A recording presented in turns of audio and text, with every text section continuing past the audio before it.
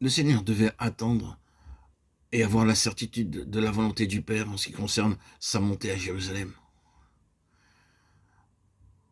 Et lorsque ses frères furent partis, la volonté du Père se révéla clairement en lui. Il fut libéré dans son esprit. L'esprit du Fils reçut le témoignage que tout était bien. Il vit clairement qu'il devait monter à Jérusalem. Et il partit.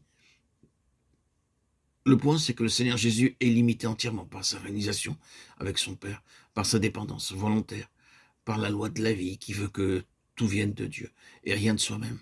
C'est la loi. Essayons de vivre sur ce niveau-là et nous verrons si l'homme naturel ne se rit pas et ne se moque pas de nous. Remarquons combien de questions nous seront posées. Qu'est-ce que vous allez faire? Je ne sais pas. Où allez-vous? Je ne sais pas. Quand partez-vous? Je ne sais pas. J'irai lorsque le Seigneur me dira que je puis partir, quand le Seigneur m'en donnera l'assurance, quand je serai libéré par le Seigneur. Exprimons ce langage spirituel sous quelle forme que nous le voulions. Qu'est-ce que l'homme naturel en dira? Il en rira. Il se moquera de nous. Cela n'est pas seulement vrai de l'existence, de l'extérieur, mais nous trouvons cette même réalité et cette même réaction en nous-mêmes. Très souvent, nous sommes enclins à nous accuser de folie, à nous questionner nous-mêmes. Pourquoi ne puis-je pas faire ceci? Pourquoi ne puis-je pas faire cela? Nous sommes alors obligés de nous arrêter. Pourquoi est-ce que je ne le fais pas? Parce que je ne puis pas. Et pourquoi pas? Ce serait le faire par moi-même. Le Seigneur ne fait pas cela. Je ne suis pas conscient que le Seigneur veuille faire cela. C'est là le langage, la conscience du Fils. C'est le chemin de la vie. Ishmaël se moque donc d'Isaac, comme la vie naturelle se rit de la vie spirituelle. Et essaie toujours d'avoir le dessus et de chasser ce qui est de Dieu. C'est l'état de fils qui se manifeste. Naturellement, si nous ne sommes pas un fils, nous ne connaissons pas ces expériences-là. Mais si nous sommes un fils, nous connaîtrons au moins quelque chose de ce dont nous parlons ici. Nous pouvons donc reconnaître aussitôt si nous sommes un fils.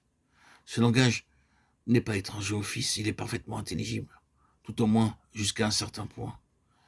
L'état de fils se trouve en plénitude dans la personne du Seigneur Jésus et sa vie tout entière est une indication, une exposition de l'état de fils, de ce qu'il signifie spirituellement.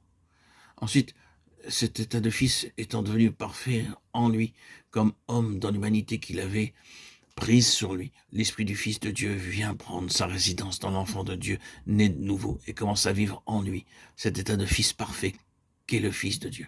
Dieu a envoyé dans vos cœurs l'Esprit de son Fils, lequel crie Abba, c'est-à-dire Père. Galates 4:6. Si l'Esprit du Fils gouverne dans notre cœur, il n'y aura jamais la moindre contradiction entre notre conduite ou notre attitude et ce qui est écrit dans la parole de Dieu. Nous verrons ce qui se trouve dans la parole de Dieu s'exprimer spontanément dans notre vie. Nous ne prenons pas en premier lieu la parole de Dieu pour essayer de nous conformer à elle par une application extérieure. Par l'Esprit qui demeure en nous, nous sommes rendus conformes à l'image du Fils de Dieu. Et cela signifie simplement conforme à la révélation que Dieu nous a donnée, soit dans la personne de son Fils, soit dans sa parole, car il n'y a aucune contradiction. C'est ce que demande l'état de Fils.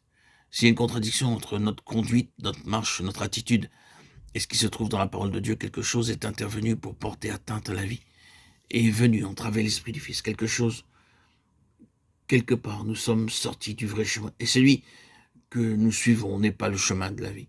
Il peut nous sembler bon, mais il y a telle voie qu'il semble droite à l'homme et dont l'issue aboutit à la mort.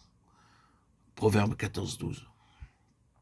Oh, l'Esprit du Fils est ce qui nous illumine et nous éclaire pour nous garder dans le chemin de la vie.